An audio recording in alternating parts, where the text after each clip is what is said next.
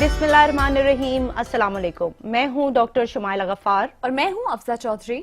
नाजरीन, हम दोनों की जानिब से आपको बहुत बहुत ईद मुबारक। नाजरीन, हम आज ईद सेलिब्रेट करने जा रहे हैं। हमारी तरफ से ये जो ईद का त्यौहार है, इसकी मुबारकबाद तमाम मुसलमानों को और तमाम अहले वतनों को जो मुल्क से बाहर बसते हैं या मुल्क में हैं, और स्पेशली मुल्क से बाहर बसने वालों को जो कि अपने प्यारों को याद कर रहे हैं और वो गलियां चौबारे जहां पर उनका बचपन गुजरा, वो प्यारे जिनके साथ उनकी यादें वाबस्ता हैं, पीटीवी उनको ये चांस दे रहा है कि वो अपनी ईद हमारे साथ सेलिब्रेट करें। जी नाजरीन, आलम इस्लाम का ये त्यौहार जो कि होता तो छोटा सा है लेकिन खुशियां बहुत सारी लाता है। बहुत सारे लोग अपनों के साथ ईद मिल बांट के गुजारते हैं, मीठी ईद को बहुत अच्छे तरीके से गुजारते हैं। ये त्यौहार बादशाह कौमों का ये असूल हुआ करता है कि वो अपनी सकाफत को मद्देनजर रखते हुए अपनी सकाफत को उजागर करते हैं और अपने तमाम के तमाम त्यौहार जोशो खरोश से मनाते हैं। जी नाजरीन, इस ईद पे सबको इंतजार होता है चांद का। चांद के अस्क तो बहुत होते हैं लेकिन असल चांद जो होता है वो एक ही होता है, और उसी का इंतजार होता है हमें इस ईद पर। किसी का चांद उसके लिए उसकी औलाद होता है, महबूब के लिए उसकी मोहब्बत करने वाले, और हमारी टीवी के ऑडियंस के लिए वो चांद सितारे जो कि आज हमारे साथ स्टूडियोज में मौजूद हैं। हमारी जो गेस्ट लिस्ट है उसमें सबसे पहले द मोस्ट ऑनरेबल, पूरा पाकिस्तान उनको जानता और मानता है, लैला जुबैरी साहिबा। जी नाजरीन, हमारे साथ मौजूद हैं अरीब अजहर। ताल्लुक इनका म्यूजिक इंडस्ट्री से है लेकिन इनका म्यूजिक अक्कासी करता है। हर एक ट्रैक इनका अगर सुना जाए तो उसमें कुछ मानी हमें मिलता है। बिना मानी खेज चीजों के आज तक इन्होंने कुछ नहीं गाया। हमारे साथ मौजूद हैं गुज़िश्ता 20 सालों में पहली सफ में खड़े, अपना नाम इस तरह उन्होंने सितारों की तरह हमारे दिलों में बिखेरा। हमारी आंखों में उनकी चमक हमेशा से बनी है और इसी तरह बनी रहेगी। पहली सफों में खड़े सरफराज शाहिद, जो कि दूसरों के चेहरों पर मुस्कुराहट बिखेरते हैं। दिल में चाहे जो भी हो लेकिन वो मुस्कुराहट सबके चेहरों पर चाहते हैं। जी नाजरीन, तो हम बात कर रहे थे चांद की और ईद की। ये ईद डिफरेंट होने जा रही है गुज़िश्ता तमाम ईदों से। क्यों, ये आपको पता है। कोविड-19 ने जहां पूरी दुनिया को अफेक्ट किया है वहां पर पाकिस्तान में भी इसका इम्पैक्ट देखा गया, लेकिन हमने बहुत बहादुरी से कोविड का मुकाबला किया है। हुकूमत ने कई इकदाम किए, हमने एसओपीज को फॉलो किया, हाथों को सैनिटाइज किया, मास्क लगाए। तो ईद तो जहां पर भी हो, ईद का मजा दोबाला हो जाता है अपनों के साथ, और इसीलिए हमारे जो गेस्ट हैं इनको हमने यहाँ पर मदऊ किया है कि आपकी ईद हम घर बैठे एंजॉय करवाएं आपको। तो सबसे पहले मैं प्रोग्राम का आगाज करना चाहूंगी लैला जुबैरी साहिबा के साथ। लैला मैडम को कौन नहीं जानता, मैं हमेशा से इनकी फैन रही हूं, और मेरे लिए तो ईदी यही है कि आज ये स्टूडियोज में मौजूद हैं और मैं इनसे वो सवाल करूंगी जो कि पूरा पाकिस्तान जानना चाहता है। मैम, आप ये बताइएगा कि आपकी खूबसूरती का राज क्या है? वो राज ही क्या जो बता दिया। कोई राज नहीं है, बस अल्लाह की मेहरबानी। सही मैम। नहीं मैम, लेकिन ये है कि आपने माशाल्लाह बहुत अच्छा मेंटेन किया हुआ है। एक तो जेनेटिकली आप माशाल्लाह खूबसूरत तो हैं, you have very fair complexion, very nice skin. मैं देख रही हूँ, being a doctor I can tell माशाल्लाह आपने हाइड्रेशन का बड़ा ख्याल रखा हुआ है रमजान में भी। तो कुछ टिप्स वगैरह आप हमें भी दें कि ये वेट कैसे आप मेंटेन करती हैं और हाइड्रेशन कैसे मेंटेन की, स्पेशली ड्यूरिंग रमजान। हाँ, बस ये कि थोड़ी सी केयर करनी पड़ती है। ड्यूरिंग रमजान भी मैं हेल्थ क्लब अपने जाती रही, हेल्थ क्लब जाती हूँ मैं रोजों में। मैंने कोई मिस नहीं किया हेल्थ क्लब, बिल्कुल। और इस दफा मुझे बड़ी खुशी हुई है कि मैंने वेट लूज किया। अच्छा, हमेशा रमजान में वेट बढ़ जाता है क्योंकि तली हुई चीजें खाई जाती हैं। तो इस दफा मैंने कोशिश की कि मैं तली हुई चीजें बिल्कुल ना खाऊं, और ज्यादातर मैंने एयर फ्राई करके और इस तरह की चीजें खाई, और पानी बहुत ज्यादा पिया। रोजा खोलने के बाद से बजाय शरबत पीने के पानी पे जोर दिया। जबरदस्त। तो बस अफ्तारी के बाद से सहरी तक बस पानी पीते रहे। और बस यही है कि आप थोड़ा सा अगर अपना डाइट का ख्याल रखें, थोड़ी बहुत एक्सरसाइज को अपनी ज़िंदगी का हिस्सा बना लें, तो मेरे ख्याल से फिट रहना इतना मुश्किल नहीं है। ठीक है। जैसा कि आप बता रही थी कि कोविड ने आपको भी शिकार बनाया है अपना, और आपको भी कोरोना वायरस हुआ, तो उसको आपने कैसे कवर किया? रमजान में हुआ या फिर नहीं, मैं तो पिछले साल हुआ था जून में। बस ये कि जो भी उसकी केयर बताई गई थी वो सारी मैंने की, और अल्लाह का शुक्र है कि अल्लाह ताला ने बहुत रहम किया और बड़े उसके करम से बिल्कुल ठीक हो गई मैं। और अब बल्कि मैं सबको बताती हूँ कि क्या क्या इसके लिए करें और क्या क्या एहतियाती हमारे तदाबीर करें। नाज़रीन को भी बताइए कि आपने ऐसा क्या किया, कौन सी एहतियाती तदाबीर अपनाई और अपने फूड में ऐसा क्या ऐड किया कि आप जल्दी से रिकवर भी हो गई और आपकी खूबसूरती भी माशाल्लाह वैसी की वैसे कायम है। नहीं, कोरोना जो है उससे इतना कोई नुकसान नहीं होता, अगर माइल्ड हो, मुझे माइल्ड था, इतना सीरियस नहीं था, मगर ये कि मैंने उसमें यखनी बहुत ज़्यादा पी, पानी बहुत पिया, स्टीम ली, ब्रीदिंग एक्सरसाइजेस की, Very nice. और ऐसा खाना, ऐसी चीज़ें ली कि जिनसे आपकी इम्यूनिटी बनती है। दूध में हल्दी डाल के वो पी, उससे अच्छी इम्यूनिटी बनती है। इसी तरह के फ्रूट वगैरह लिए, वेजिटेबल लिए, इस तरह की चीज़ें मैंने ज़्यादा ली और उसने मुझे बहुत हेल्प किया और उसकी वजह से मैं बहुत जल्दी रिकवर हो गई। सही। अच्छा, मुझे आपसे ये जानना है, who is Laila Zubairi? How will you As describe a yourself person. in 3 words? As a person, who is Laila Zubairi? Humble, Very nice. ठीक, पॉजिटिव, positive. इतनी पॉजिटिव हूँ कि कोरोना ने भी ठीक है, कोरोना भी कुछ बिगाड़ नहीं सका आपका। वो भी पॉजिटिव हो गया, वो भी पॉजिटिव हो गया। ठीक ठीक, पॉजिटिव हो गया। सही। और क्या कहते हैं, बस ये कि यही है कि हम इंसान को हम्बल ही होना चाहिए, डाउन टू अर्थ होना चाहिए, सही। और पॉजिटिव होना चाहिए। और I am a very family person, अपने फैमिली के साथ टाइम गुजारना और वो सारा कुछ। सही। अरीब अजहर साहब हमारे साथ यहाँ पर मौजूद हैं। अरीब साहब, आपका नाम जो है उसने मुझे काफी इम्प्रेस किया है, शुक्रिया। तो आप ये बताइएगा कि अरीब का मीनिंग क्या है और क्या इसका इम्पैक्ट है आपकी पर्सनालिटी पर भी? हाँ, यकीनन है, क्योंकि एक तो ये कि खास तौर पे जब मैं बच्चा था उस जमाने में तो और कोई भी अरीब मेरे इर्द गिर्द नहीं होता सही। था। अब अरीब करीब कुछ लोग मिल जाते हैं और वो भी अजीबो गरीब अजीबो गरीब अब कुछ लोग मिल जाते हैं अरीब करीब, कम सुना है ना? बहुत कम। अब दो Very दोस्तों ने unique अपने है। बेटे का भी, अपने बेटों का नाम भी अरीब रख सही। दिया। अरीब एक पुरानी अरबी का लफ्ज है, Right. कम से कम मेरे वालिदैन ने तो मुझे यही बताया। और इसका ये नाम नहीं था, ये एक नाम है, मतलब एक लफ्ज है जिसके माने होते हैं अरीबुन अदीब, अच्छा। पढ़ा लिखा आलिम, सही। तो वहां से अरीब, तो अलिफ उसका रे ये impact हुआ है आप पे? मुश्किल लगता है, पता नहीं नहीं नहीं, जहाँ तक मेरा नॉलेज है, नाम का बहुत असर पड़ता है आपकी कहते पर्सनालिटी। तो यही है। हाँ, पता नहीं, मैं कोई अपने आप को कोई आलिमाना शख्स तो ज्यादा नहीं समझता। मतलब मुख्तलिफ चीजों पे मुझे खोज हुआ जिसके अंदर मैं घुसता गया, लेकिन मैंने कोई उस तरह कोई एक स्कॉलर की जो हैसियत होती है वो, मतलब सरफराज साहब साथ बैठे हैं, ये इस तरफ, ये वहाँ इन पे वो ज्यादा जाहिर है। मैं तो एक म्यूजिक और परफॉर्मिंग आर्ट से ज्यादा ताल्लुक रहा है। What about Sufism? सूफीज़म में भी तो आप काफी डीप हैं। नहीं, वो डीप वीप तो अब कौन कह सकता है कि कौन है डीप सूफीज़म में। देखें, सूफीज़म तो एक ऐसी चीज़ है जिसको मैं समझता हूँ कि हर शख्स अपने तरीके से समझता है।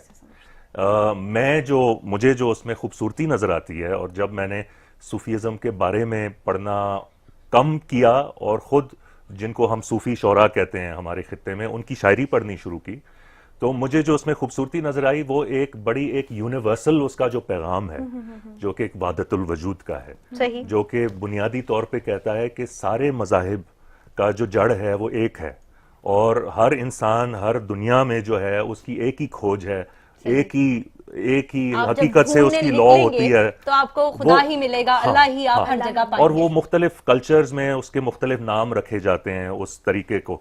अच्छा। तो इसलिए मुझे वो बड़ा अपील करता है, क्योंकि एक बड़ा एक यूनिवर्सल मैसेज है इसमें। बेशक, बहुत सारे लोग ये कहते हैं सूफी म्यूजिक, इज इट राइट?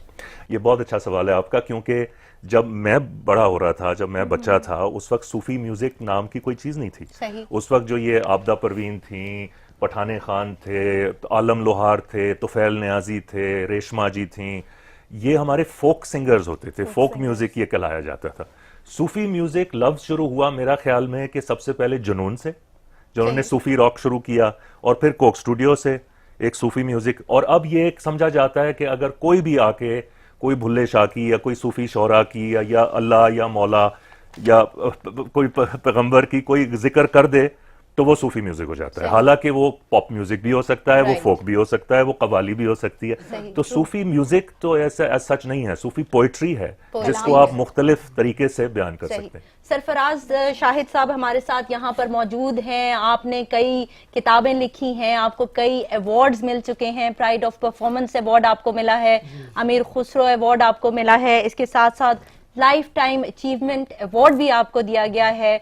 तो आप तो रोतों को हंसा देते हैं, तो ये बताइएगा कभी ऐसा भी हुआ है कि आपकी और आपकी वाइफ की लड़ाई हो रही हो और आपने उनको लड़ाई में हंसा दिया हो अपने शेरों से? अच्छा, मैं आपको यहाँ ये बताऊं डॉक्टर साहिबा, आपको हैरत होगी जी कि हमारी शादी को 50 साल हो चुके हैं, आज तक हमारे अंदर ऐसी लड़ाई नहीं हुई कि जिसमें कोई जबरदस्त शेर पढ़ना पड़ेगा। हाँ, लेकिन मैंने इस पे भी आपने एक एक किताब शेर लिखी जरूर है। मैंने कहा है जी, जी। बेगमात के बारे में। जी, जी। वो फिर खामखा वो मेरी वाइफ की सहेलियों ने उसको तंग करना शुरू कर दिया। सही। बहरहाल वो शेर मैंने सुनाता हूँ आपको कि जब से ऐनक लगी नजर वाली, सही। जब से ऐनक लगी नजर वाली, जहर लगने लगी है घर वाली। इस पे तो जरूर लड़ाई हुई होगी। थोड़ा सा बरहमी हुई, वो तो फितरतन है, लेकिन मैं आपको ये सही बताऊं कि हमारे अंदर कभी वो झगड़ा, ये अल्लाह का कोई वो है कुदरत। सही। और हमने वो आपकी अपनी अंडरस्टैंडिंग इतनी ज्यादा है।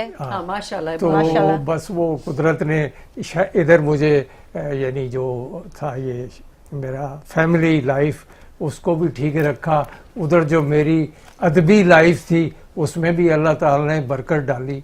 अब आप ये पूछेंगी कि जी आपने शायरी शरीफाना क्यों नहीं की, मजाक की तरफ क्यों आ सही गए? सही। ट्रू, मेरा अगला क्वेश्चन यही था आपसे। अच्छा, तो देखिए बात ये है कि शायरी शायरी होती शायरी है। शायरी उसके अंदर अगर आप जिंदगी के हकायक को पेश करें, कोई मौजू आप उसमें लाएं, कोई सजेशन दे किसी प्रॉब्लम की, तो वो होती है शायरी। और रुलाने वाले तो बहुत हैं, रुलाने हंसाने वाले तो वाले होने बिल्कुल। चाहिए। कदम बिल्कुल। कदम हंसाना बड़ा मुश्किल है। बिल्कुल। हंसाना वाकई बड़ा बड़ा मुश्किल मुश्किल, ये काम है। बड़े जतन करने पड़ते हैं। सही। लेकिन उसके लिए ये कुदरत आपको कोई नवाज़िश सर कर ये दे। बताइएगा कि जो नॉर्मल शायरी होती है उसके बारे में कहा जाता है कि इसकी आमद होती है, या जो शायर होता है उसकी पोइट्री में दुख तब पैदा होता है जब उसे इश्क होता है।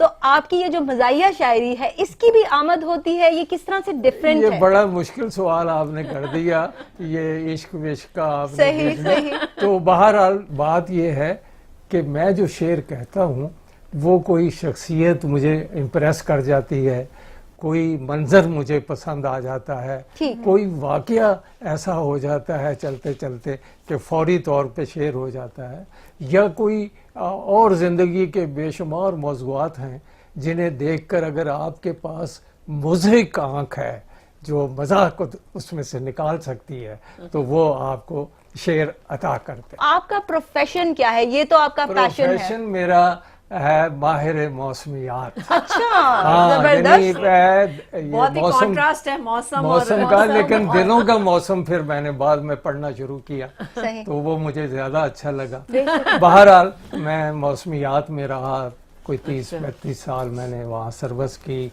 और डायरेक्टर था मैं वहाँ, और ये वेदर फोरकास्ट दिया करते थे, बल्कि पीटीवी में वेदर फोरकास्टिंग इंट्रोड्यूस मैंने कराई थी। अच्छा, वेरी नाइस, वेरी नाइस। तो वो बना के इनको नक्शा सारा कुछ दिया। मुझे याद है मौसम का याद है बताया ना, जाता है। शुरू सही, में सही। वो एक दो इन्होंने लड़कियां रखी थी, जी, जी, बिल्कुल। उनको पढ़ा के हम जाते थे कि भाई ऐसे आपने सोटी से बताना। क्या कौन से सन की बात है ये इस जी सन है 80s का एंड था, सही, सही। एग्जैक्ट मुझे याद नहीं। बिल्कुल 80s की तो वो उस वक्त वो फिर मौसम का शुरू हुआ, अब बाकायदा माशाल्लाह बुलेटिन। ये बात आपकी मुझे बहुत पसंद आई है कि दिलों का मौसम, बैरूनी मौसम जैसा भी हो, दिलों का मौसम अच्छा होना हाँ। जरूरी है। चाहिए। सारे मौसम ही बिल्कुल, खूबसूरत जैसे- हैं। और यही वजह है शायद कि इनकी जो इज़्तिवाजी जिंदगी है वो इतनी खुशगवार गुजर बड़ा रही जो है। ये अल्लाह का शुक्र है, वरना बड़ी मुसीबत होती है। अगर मियाँ बीवी की तबीयत न मिले तो बड़े मसाइल होते हैं। बहरहाल वो अच्छा, मैं- इसी बात पे आप एक शेर तो सुना दीजिए। फरमाइश, मेरी फरमाइश पे पे वो। अच्छा, बड़ी फरमाइश लैला की वाला। वजह है। हाँ, बिल्कुल। लैला वाला, बिल्कुल। वो बिल्कुल अच्छा। उससे पहले मुझे याद आया कि ये आज मिली काफी मुद्दत के बाद, सही। तो इन्होंने ये कहा मुझे, कहने की बहुत अरसे के बाद आपको देखा है, तो बात ये है कि मुद्दतों के बाद उसको देखकर ऐसे लगा, ये आपकी नजर है कि मुद्दतों के बाद उसको देखकर ऐसे लगा जैसे रोजादार की हालत हो इस तारीख सही, बहुत अच्छा, very nice। लैला मैडम, आप ये बताइएगा कि आप हमेशा से बहुत खुश लिबास रही हैं, तो आप अपना जो ड्रेस है वो खुद डिजाइन करती हैं या आप भी ब्रांड्स पहनती हैं? और ये भी बताइएगा कि ईद पर आपको ईदी किस फॉर्म में मिलती है, अपने हस्बैंड से गिफ्ट की फॉर्म में या कैश लेना पसंद करती हैं? बस सबसे पहले तो ड्रेसेस की बात है तो मुझे वाकई बहुत शौक है ड्रेसिंग का, और मैं कोशिश करती हूँ, खुद भी डिजाइनिंग करती हूँ, कुछ मेरी फ्रेंड्स हैं जो कि डिजाइनर्स हैं उनसे करवाती हूँ, मगर मैं बहुत महंगे ड्रेसेस नहीं लेती। सही। मैं इसमें बिलीव नहीं करती कि बहुत महंगे ब्रांड्स लें आप तभी आप अच्छे लगेंगे। मैं समझती हूँ कैरी करने की बात होती है, आप एक सस्ता कपड़ा लेकर भी उसको अगर अच्छी तरह कैरी करें तो वो अच्छा लग सकता है, और अपना इंडिविजुअल स्टाइल होना चाहिए बंदे का, आप कॉपी ना करें किसी कॉपी को, ना करें, ग्रेसफुल होना चाहिए, सही, वल्गैरिटी नहीं होनी चाहिए ड्रेस में, सही। जो भी आप पहने वो आपके ऊपर सूट करता हो, सूट अपने करता हो। उसके लिहाज से होना चाहिए, सही। तो वो अच्छा लगता है। ड्रेसेस की बात हुई है तो आप अपनी मीठी ईद कैसे मनाती हैं? मीठी ईद कैसे मनाती हूँ मैं? सबसे पहले तो मैं सेवैयाँ बनाती हूँ मीठी और ईद खुद ऐसी बनती खाती है ना, भी हैं या सिर्फ चखती हैं आप वो? मीठा तो चखना पड़ता है ना, सही। सही है कि नहीं? तो वही होती है ना कि मीठा बन रहा है या नहीं बन रहा, शीर खुरमा बन रहा है या शीर सफैया बन खुरमा, रही है। बिल्कुल शीर खुरमा बनता है। और बस यही है कि यहाँ इस दफ़ा की तो बड़ी डिफरेंट है, जैसा कि आप लोगों ने बताया कि इस दफ़ा तो चांद रात भी नहीं, वरना चांद रात पे बड़ा अच्छा वक्त गुजरता था, फ्रेंड्स के साथ हम लोग बाहर ज़रूर जाते थे, मेहंदी, चूड़ियाँ। मुझे शौक़ है कि मैं हर चीज़ को बहुत अच्छी तरह से सेलिब्रेट करती हूँ, चाहे वो कुछ भी हो, चाहे वो रमज़ान हो, चाहे वो ईद हो या कोई भी त्यौहार। तो मुझे अच्छा लगता है बसंत के दिनों में बसंती कपड़े पहनना और उस तरह की चीजें। So you are a colorful person. Yes, I am. I like colorful. उन्होंने देखिए वो सवैयों का जिक्र किया, सही। आप बाहर हैं माशाल्लाह पाकिस्तानी, जी। तो उस माहौल के तनाजुर में मैं आपको एक कथा सुनाता हूँ जरूर, बिल्कुल। कि मियाँ मस्कत में हैं और ईद पर छुट्टी नहीं मिलती। ओए होए। मियाँ मस्कत में हैं सही। और ईद पर छुट्टी नहीं मिलती, जो घर वाले हैं वो लाहौर में मजबूर बैठे हैं, बरोजे ईद भी जौजा नजर आती है रोजे से, सवैयां किस तरह चखे के सैयां दूर बैठे। अरे वाह वाह वाह, आपने तो दिल को छू लिया, दिल को छू मैंने लिया, कहा बात कि किया आपने। आपको सर अभी जैसे इन्होंने ओवरसीज पाकिस्तानीज की बात की, तो आपका भी बाहर जाना होता होगा, इनका भी बाहर जाना जी। होता होगा, इनका भी आउट ऑफ कंट्री जाना होता होगा, कभी ऐसा कोई वाकया पेश आया जो कि बहुत दिलचस्प रहा हो, जिससे आपको बहुत ज्यादा लगाव रहा हो और अभी तक आपको भूला ना हो? देखिए, मैं तो 13 साल मैं बाहर रहता था पाकिस्तान से, तो इस तरह के तो मतलब कई वाकयात थे। मैं तो रहता था, वो क्रोएशिया मुल्क है, मैं गया था, वो यूगोस्लाविया था, फिर वहां पे वो मेरे सामने जंग हुई, वो वहां के मुख्तलिफ उसके हिस्से हुए, जहां पे मैं था वो क्रोएशिया हो गया। तो वो तो मैं उनकी जबान भी बोलता हूँ, उनके गाने भी गाता हूँ। अच्छा। तो वो तो मतलब तो अब मेरे वहाँ दोस्त कहते थे कि तुम तो अब आधे क्रोएशियन हो चुके हो। मैं कहता नहीं, मैं पूरा क्रोएशियन हूँ और पूरा पाकिस्तानी हूँ। सही। ये अधूरापन आधा काम हमने कोई नहीं नहीं करना। होता ये। सही, Proud to सही। be a तो इस तरह तो पाकिस्तानी। कई वाकयात एक अरे ये कैसे आप सर वापसी कोई एक कैसे हुई? वाकया तो सुना दें। उफ हाँ, ये चलें, सफर मैं वापसी आपको- का कैसे पॉसिबल हुआ? वापसी का इसके सफर तो पीछे खैर कोई स्टोरी है या ये नहीं, वापसी रूट्स का ने तो- आपको पुल किया, हाँ, वापस वापसी आ का गए? सफर तो ये था ना कि देखें, एक तो ये कि मेरे वालिदैन यहाँ पे थे सही। अकेले, मेरी छोटी बहन, उनको मेरी जरूरत थी। ठीक। और दूसरा ये कि मैं वहाँ पे म्यूजिक कर रहा था प्रोफेशनली। हमारा एक आयरिश म्यूजिक बैंड हुआ करता था, शैमरॉक रोवर्स के नाम से। सही। और वो अच्छा, हमारी अच्छी खासी एक फॉलोइंग बन गई थी जाग्रेब शहर में, और हमारी भरपूर टूर्स हुआ करते थे। लेकिन मुझे लग रहा था कि एज एन आर्टिस्ट जो है ना, मुझे कोई अपना रुख नहीं मिल रहा था कि मैं वहाँ बाल्कान का म्यूजिक भी बजा रहा था, बॉस्नियन, क्रोएशियन, सर्बियन, मैं आयरिश म्यूजिक भी गा रहा था, थोड़े बहुत मैं कुछ पाकिस्तानी गाने भी बीच में गा देता था, कुछ अपना पुराने रॉक गाने गाता था। तो मुझे अपनी कोई सिम्फनी मिल रही थी। सही। और मुझे बचपन से मुझे शौक था हमारी फोक म्यूजिक का, जो बचपन से मुझे अब कान में आवाजें पड़ी हुई थी, हमारे घर पे आया करते थे। रूह को बिल्कुल। क्योंकि वो मेरे वालिदैन का ताल्लुक क्योंकि पीटीवी से रहा है बड़ा गहरा, तो वो मैं जब बच्चा था तो ये सारे फनकार जो थे हमारे घर आया करते थे। सही, तो सही। बचपन से वो एक कान में वो आवाज पड़ी हुई थी। तो मुझे शौक था कि मैं वापस आऊं यहाँ पे और कुछ उस्तादों के साथ वक्त गुजारूं और सीखूं इस म्यूजिक को। अच्छा, आपका जो सॉन्ग है हुस्ने हकीकी कोक जी। स्टूडियो के साथ जो आपने किया है वो बहुत मशहूर हुआ, तो ये बताइएगा कि ये कलाम किसका है, इसका जो म्यूजिक था वो किसने कंपोज किया, और हमें सुनाइएगा भी जरूर। जरूर। हाँ, कलाम है ख्वाजा गुलाम फरीद का, अच्छा, और कंपोजिशन मेरी अपनी है। ऑसम। ये एक ऐसा कलाम है जो कि मेरा एक दोस्त होता है फ्रांसीसी, अच्छा, जूलियन कोलोम्यू, जिसकी उर्दू मुझसे बेहतर है, अच्छा। जिसकी पंजाबी मुझसे बेहतर है। उसके 5 नॉवेल्स उसके उर्दू में पब्लिश हो चुके हैं। अच्छा, जबरदस्त। उसके पास एक कुलियात थी ख्वाजा गुलाम फरीद की, उसने मुझे ये नज़म दिखाई और उसने कहा कि भाई ये अभी तक किसने कंपोज नहीं की। अच्छा, तो वो बस वो ऐसी मुझे लड़ी के बस फिर वो